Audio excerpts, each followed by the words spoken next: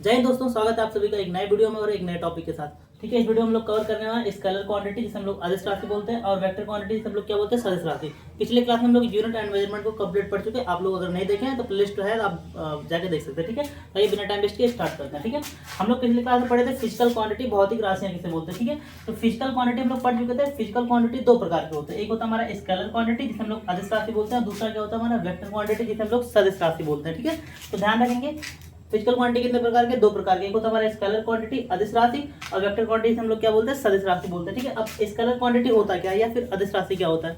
जैसे ऐसे क्वांटिटी जिसके पास सिर्फ और सिर्फ मैग्नीट्यूड हो, परिमाण हो, क्या हो, सिर्फ परिमाण हो। ठीक है, स्केलर क्वांटिटी अदिश राशि उसको बोलते हैं जिसके पास सिर्फ क्या हो, मैग्नीट्यूड हो, क्या हो, सिर्फ मैग्नीट्यूड हो, मतलब केवल सिर्फ उसके पास परिमाण, उसमें दिशा नहीं होगा। ठीक है, अब वेक्टर क्वांटिटी या अदिश राशि किसे बोलते हैं, जिसके पास दोनों हो, मैग्नीट्यूड भी हो और डायरेक्शन भी हो। ठीक है, परिमाण भी हो और दिशा भी हो। अब इसका सबसे मोस्ट इंपॉर्टेंट इसमें होता है एग्जाम्पल। ठीक है, आप लोग को ध्यान रखना, जैसे आप छोटे मोटे एग्जाम जैसे ग्रुप डी या फिर वनडे एग्जाम कोई भी दे रहे हैं तो आपको सिर्फ इसमें इतना ध्यान रखना है कि क्वेश्चन पूछेगा कौन सा स्केलर क्वांटिटी है, कौन सा वेक्टर क्वांटिटी है। लेकिन आप जैसे एनटीपीसी मेंस या सीजीएल मेंस देंगे तो वहाँ पे आपको न्यूमेरिकल से क्वेश्चन पूछेगा, हम लोग अगले क्लास में उसको डिस्कस करेंगे। ठीक है, तो हम लोग स्केलर क्वांटिटी समझ चुके हैं क्या होता है। स्केलर क्वांटिटी उससे बोलते हैं जिसके पास सिर्फ और सिर्फ क्या हो, मैग्नीट्यूड हो, सिर्फ परिमाण हो। वेक्टर क्वांटिटी या सदिश राशि उसे बोलते हैं जिसके पास मैग्नीट्यूड भी हो और डायरेक्शन भी हो, मतलब परिमाण भी हो और दिशा भी हो।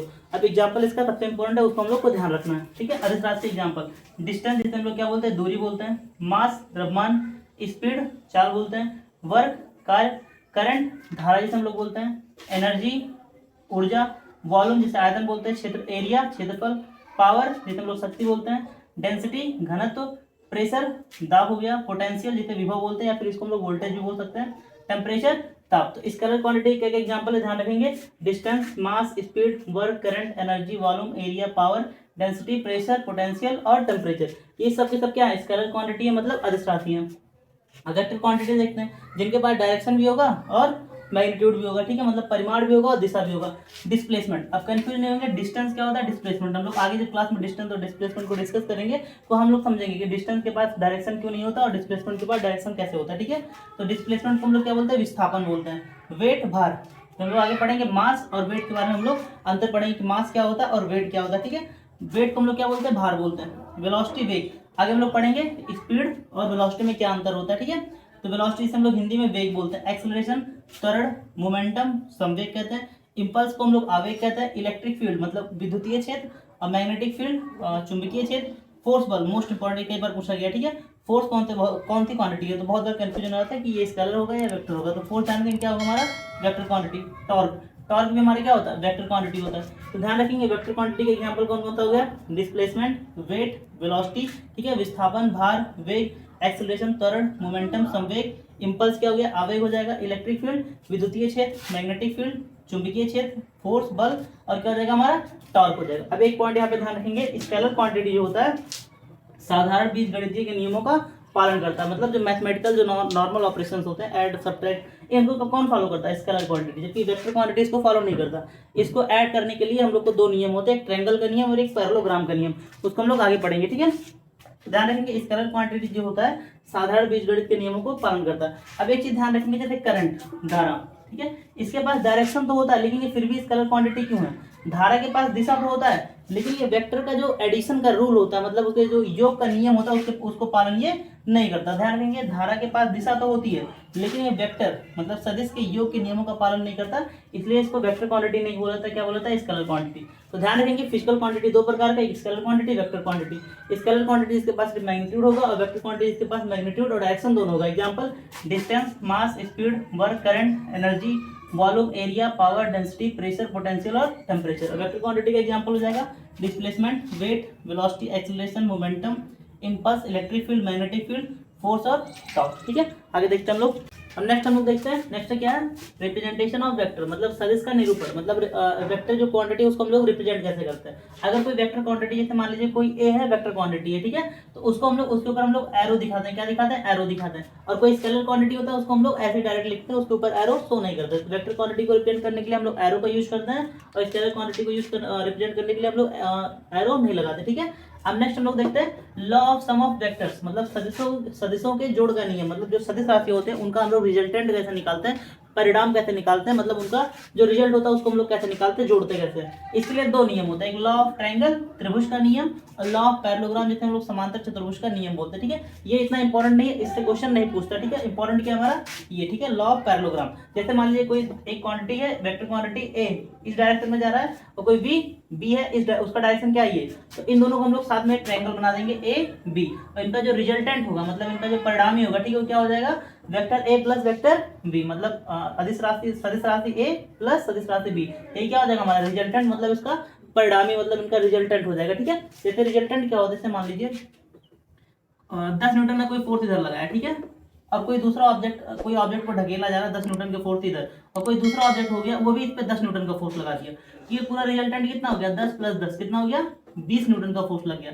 अब जैसे मान लीजिए इसी ऑब्जेक्ट को कोई इधर ढकेल रहा है 15 न्यूटन से, कितना न्यूटन, 15 न्यूटन से, और कोई दूसरा कोई पर्सन है उसको इधर ढकेल रहा है 10 न्यूटन से। अब इस पर रिजल्टेंट फोर्स कितना काम करेगा, मतलब इसका परिणामी कितना हो जाएगा, 15 काम इधर कर रहा है और 10 इसके अपोजिट में, ये घट जाएगा, कितना हो जाएगा रिजल्टेंट, 5 हो जाएगा। तो रिजल्टेंट ये चीज होता है, तो ध्यान रखेंगे। ठीक है, अब देखते हैं हम लोग लॉ ऑफ पैरेललोग्राम, ये मोस्ट इंपॉर्टेंट है। ठीक है, समांतर चतुर्भुज का नियम। जैसे मान लीजिए कोई दो वेक्टर क्वांटिटी है, वेक्टर ए और वेक्टर बी, ये आपस में थीटा डिग्री बना रहे हैं, कितना बना रहे हैं, थीटा डिग्री। जैसे मान लीजिए एक वेक्टर क्वांटिटी ए है और ये दूसरा वेक्टर क्वांटिटी बी है। ठीक है, ये इन दोनों के बीच से कितना एंगल है, थीटा डिग्री, कितना है, थीटा डिग्री। तो इनका जो रिजल्टेंट होगा ये बनेगा। ठीक है, परिणामी जो बनेगा ये, और इसका फार्मूला क्या होता है, R equal to under root में A square plus B square plus 2ab cos theta. अब इसका प्रूफ आप लोग क्लास 11 में पढ़े होंगे, ये फार्मूला कैसे है उसको ड्राइव, यहाँ पे आप लोग को फार्मूला कैसे है इससे कोई मतलब नहीं है। ठीक है, यहाँ पे नहीं पूछे क्वेश्चन, बस आपको ये ध्यान रखना है कि इसका फार्मूला क्या होता है रिजल्टेंट का। अगर दो वेक्टर क्वांटिटी आपस में थीटा डिग्री पे है तो उनका रिजल्टेंट क्या हो जाएगा, रूट में A square plus B square plus 2ab cos theta. इसमें हम लोग 3 कंडीशन पढ़ेंगे। ठीक है, आप लोग इसका स्क्रीनशॉट ले सकते हैं यहाँ से। ठीक है, अब देखते हैं हम लोग ये चीज, और इसको मिटा दे रहे हैं हम लोग। ठीक है, यहाँ पे हम लोग फार्मूला लिख ले रहे हैं। ठीक है, तो रिजल्टेंट कितना हो गया, रिजल्टेंट हम लोग क्या पढ़ा है, ए square plus B square plus 2ab cos theta. ठीक है, केस 1 पहला केस। ठीक है, मतलब थीटा डिग्री बराबर क्या हो, 0 डिग्री, क्या हो, 0। इसका मतलब होता है जो पहला जो वेक्टर है, पहला जो अधिक राशि है वो भी इसी डायरेक्शन में, और दूसरा जो बी है वो भी क्या है, इसी डायरेक्शन में, मतलब दोनों का डायरेक्शन क्या हो गया, सेम। अब इन दोनों के बीच का एंगल कितना हो गया, थीटा डिग्री हो गया। अब यहाँ पे हम लोग पुट करते हैं R equal to A plus B A square plus 2ab cos 0। Cos 0 का वैल्यू कितना होता है, 1 होता है, क्या होता है, 1 होता है। ए square plus B square plus 2ab cos 0 का वैल्यू 1 होता है, तो यहाँ पे 1 हो जाएगा। अभी कौन सा फॉर्मूला बना, a square plus B square plus 2ab, a plus b का होल स्क्वायर। अब स्क्वायर का रूट कैंसिल हो जाएगा, तो आर बराबर कितना आ गया, ए प्लस बी। इसका मतलब रिजल्टेंट जो आर मैक्स होता है, मतलब मैक्सिमम, आर का जो मैक्सिमम जो रिजल्टेंट मैक्सिमम होगा, मतलब अधिकतम मान होगा, क्या होगा, ए प्लस बी होगा, क्या होगा, ए प्लस बी होगा। तो इसमें ध्यान रखेंगे रिजल्टेंट जो होगा, अगर 0, मतलब दोनों अगर वेक्टर 0 एंगल पे हैं, ठीक है, 0 डिग्री पे हैं, तो उस कंडीशन में जो रिजल्टेंट होगा वो क्या होगा, अधिकतम होगा, मैक्सिमम होगा, ए प्लस बी। और होगा कितना, ए प्लस बी, मतलब जो पहला वेक्टर क्वांटिटी उसका मैग्नीट्यूड और दूसरे का मैग्नीट्यूड ऐड कर दें, क्या हो जाएगा हमारा, मैक्सिमम हो जाएगा। ठीक है, अब इसका दूसरा केस हम लोग देखते हैं, केस 2। अब की बार थीटा डिग्री बराबर क्या हो जाएगा, 180 डिग्री। 180 डिग्री होने का मतलब है कि जो दोनों हमारे वेक्टर हैं, एक इस डायरेक्शन में रहेगा और दूसरा इस डायरेक्शन में, मतलब अपोजिट डायरेक्शन में हो जाएंगे। अब इनके बीच का डिग्री कितना हो जाएगा, 180 डिग्री। ठीक है, अच्छा बताइए कॉस 180 का वैल्यू कितना होता है, कॉस 180 का वैल्यू कितना होता है, -1। ट्रिग्नोमेट्री में आप लोग इसको निकालना सीखे होंगे। ठीक है, तो कॉस 180 का वैल्यू कितना होता है, -1 होता है। अब इसमें हम लोग पुट करते हैं आर बराबर a square plus B square plus 2ab। अब कॉस थीटा कॉस 180 रखेंगे तो -1 हम लोग डायरेक्ट लिख दे रहे हैं। ठीक है, अभी क्या बन जाएगा, A square plus B square, ये माइनस हो जाएगा 2ab। अभी किसका फार्मूला है, a माइनस बी का whole square, a minus B का होल स्क्वायर। अब स्क्वायर की जो कैंसिल है कितना हो गया, a माइनस बी। इसका मतलब रिजल्टेंट इस कंडीशन में क्या होगा, मिनिमम होगा, मतलब न्यूनतम होगा, a माइनस बी। जब भी अपोजिट में दो वेक्टर काम करेंगे उस कंडीशन में जो उनका रिजल्टेंट होगा क्या होगा, मिनिमम, मतलब a माइनस बी। पहले से दूसरा हम लोग क्या कर देंगे, घटा देंगे। ठीक है, ये चीज मैक्सिमम आर, ये चीज ध्यान रखना, आर मैक्स कब होगा, मतलब मैक्सिमम कब होगा, ए प्लस बी दोनों ऐड हो जाएगा, ये 0 डिग्री जब रहेगा, ठीक है, थीटा बराबर 0 डिग्री और थीटा बराबर जब 180 मतलब अपोजिट में रहेगा, तो उस कंडीशन में जो रिजल्टेंट होगा वो मिनिमम होगा, मतलब न्यूनतम होगा, और होगा क्या ए माइनस बी, मतलब इसमें से जो ज्यादा होगा उसमें से लोग छोटे वाले को घटा देंगे, माइनस में आंसर नहीं आएगा, ठीक है। अब तीसरा कंडीशन हम लोग देखते हैं इसमें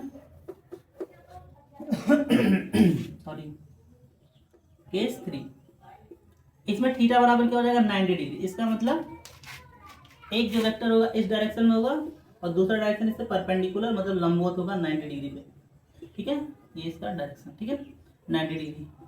अच्छा cos 90 का वैल्यू होता है कितना, कितना होता है 0 डिग्री, क्या होता है सॉरी cos 90 का वैल्यू कितना होता है 0 होता है। अब अगर हम लोग इसमें वैल्यू पुट कर दें ए स्क्वायर प्लस बी स्क्वायर, ये cos 0 हो जाएगा, सॉरी cos 90 0 हो जाएगा, तो ये पूरा वैल्यू क्या हो जाएगा 0 हो जाएगा। तो उस कंडीशन में r का हमारा वैल्यू कितना हो जाएगा, r बराबर रूट में A square plus B square. इसका मतलब अगर आर मैक्सिमम पूछता है, आर मैक्सिमम कब होगा 0 डिग्री पे मैक्सिमम होगा रिजल्टेंट ए प्लस बी, और जब थीटा बराबर 180 डिग्री होगा तो ये न्यूनतम हो जाएगा ए माइनस बी। और इसमें जो कुछ न्यूमेरिकल बनते हैं हम लोग उसको देखते हैं, ठीक है। अब देखते हैं हम लोग जो पीछे पढ़े हैं उस पर किस टाइप के क्वेश्चन पूछते हैं, ठीक है। पहला क्वेश्चन है 15 न्यूटन और 10 न्यूटन के दो बल है, इनका परिणामी कभी नहीं हो सकता, मतलब दो वेक्टर मतलब दो बल दिए हैं, ठीक है। पहला क्वांटिटी हमारा 15 न्यूटन का है, दूसरा कितना 10 न्यूटन का, और इनका जो परिणामी हो क्या नहीं हो सकता। अच्छा ये बताइए हम लोग आर मैक्स पढ़े हैं, मतलब जो रिजल्टेंट परिणामी होता है मैक्सिमम कब होगा ए प्लस बी पे, ठीक है, मतलब दोनों क्वांटिटी को जोड़ दीजिए। तो इस कंडीशन में आर जो मैक्स जो इनका परिणामी रिजल्टेंट होगा मैक्सिमम 15 प्लस 10 क्या हो सकता है 25, मैक्सिमम कितना हो सकता है 25, 25 से ज्यादा नहीं हो सकता। और इसका मिनिमम वैल्यू कितना होता है न्यूनतम ए माइनस बी होता है। इसका मतलब 15 में से हम लोग 10 घटा दें कितना हो जाएगा 5, ठीक है। आर मिनिमम वैल्यू कितना हो गया, मतलब आज जो परिणामी हमारा मैक्सिमम 25 हो सकता है और न्यूनतम कितना हो सकता है 5, मतलब 5 से कम नहीं हो सकता और 25 से ज्यादा नहीं हो सकता। अब 5 और 25 के बीच में 18 आता है कि नहीं, तो ये तो हो सकता है, ठीक है। 3 न्यूटन क्या 5 से छोटा हो सकता है, नहीं हो सकता, तो हमारा आंसर क्या हो जाएगा 3 न्यूटन, ठीक है। देखिए 25 से छोटा 22 है, मतलब मैक्सिमम 25 होगा, इससे छोटा 22 हो सकता है, तो नन ऑफ दीजिए तो चांस ही नहीं है, ठीक है। तो क्या हो जाएगा 15 न्यूटन और 10 न्यूटन के दो बल दिए, उनका परिणामी मैक्सिमम 25 और न्यूनतम कितना हो जाएगा 5, 5 से छोटा नहीं हो सकता, तो 3 क्या 5 से छोटा, तो ये हमारा आंसर हो जाएगा, ठीक है। नेक्स्ट अगला क्वेश्चन देखते हैं। दो बल जिनका मान समान है, मतलब दो क्वांटिटी दी है, दो बल है जिनका मान क्या है समान है, मतलब ए बराबर क्या है बी। आगे देखते हैं यदि इनका परिणामी भी समान हो, मतलब इनका जो रिजल्टेंट है वो भी आपस में समान हो जाएगा, तो इनके बीच का हमें कोण, मतलब ए और बी के बीच, ए और बी के बीच का हमें क्या बताना है कोण, तो हम मान लेते हैं ये बराबर एक्स मान लेते हैं, क्या मान लेते हैं एक्स मान लेते हैं। अब फार्मूला हमारा क्या होता है ए square plus B square plus 2ab cos theta, ये तो था, ठीक है। अब हम लोग ये ए का वैल्यू बी का वैल्यू और ए का वैल्यू सब क्या आपस में बराबर है, सब जगह हम लोग एक्स पुट कर देते हैं, x square plus 2 x into x cos theta. अब अगर हम दोनों तरफ से स्क्वायर कर देंगे तो यहाँ पे रूट कैंसिल हो जाएगा, ठीक है। तो क्या आ जाएगा एक्स स्क्वायर बराबर x square plus 2 x square cos theta, x का मल्टीप्लाई एक्स स्क्वायर हो जाएगा, ये कितना हो जाएगा 2x square plus 2x square cos theta. अब दोनों जगह से हम लोग 2x स्क्वायर कॉमन ले सकते हैं, ठीक है। तो x स्क्वायर दोनों जगह से हम लोग कॉमन लेते हैं 2x स्क्वायर, यहाँ बचेगा ब्रैकेट में 1, यहाँ बचेगा कॉस थीटा। देखिए x स्क्वायर कैंसिल, ये 2 इधर चल जाएगा 1/2 और 1 को इधर भेज दीजिए, क्या हो जाएगा इधर माइनस हो जाएगा जाके कॉस थीटा। अब इसको सीधा करके लिख देते हैं कॉस थीटा 1/2 में से बन जाएगा कितना आएगा -1/2। अब कॉस की किस वैल्यू पे थीटा का मान कितना होता है 1/2, ठीक है, माइनस में कितना होता है 120 डिग्री पे, ठीक है। और ये प्रीवियस ईयर क्वेश्चन पूछा गया है, ठीक है, रेलवे में एक क्वेश्चन पूछा गया है, दोनों क्वेश्चन पूछा गया है, इसका सिर्फ वैल्यू चेंज था, बाकी यही क्वेश्चन था और ये भी क्वेश्चन पूछा गया है, ठीक है, प्रीवियस ईयर का, तो ध्यान रखेंगे, ठीक है। ये चीज थीटा डिग्री कितना हो जाएगा 120 डिग्री। इसी के साथ ये क्लास कंप्लीट होता है, वीडियो काफी लंबा हो जाएगा। इसके आगे का एक टॉपिक एक क्लास हो रहा है, उसमें जैसे यूनिट वेक्टर पढ़ना है, इकाई सदिश पढ़ना है, ठीक है, और डिफरेंशिएशन मतलब वेक्टर का हम लोग डिफरेंशिएशन करेंगे, उसको हम लोग पढ़ेंगे, ठीक है। और 2-3 टॉपिक हम लोग डॉट प्रोडक्ट और क्रॉस प्रोडक्ट पढ़ने वाला है, ठीक है। इसके बाद क्लास खत्म हो जाएगा, एक वीडियो आएगा। वीडियो को कैसा लगा कमेंट बॉक्स में बताइएगा, और वीडियो अगर आपको अच्छा लगता है तो वीडियो को लाइक भी कर दीजिएगा और शेयर भी कर दीजिएगा और चैनल को सब्सक्राइब भी कर लीजिएगा, ठीक है। मिलते हैं अगले वीडियो में, तो बाय बाय, टेक केयर, जय हिंद।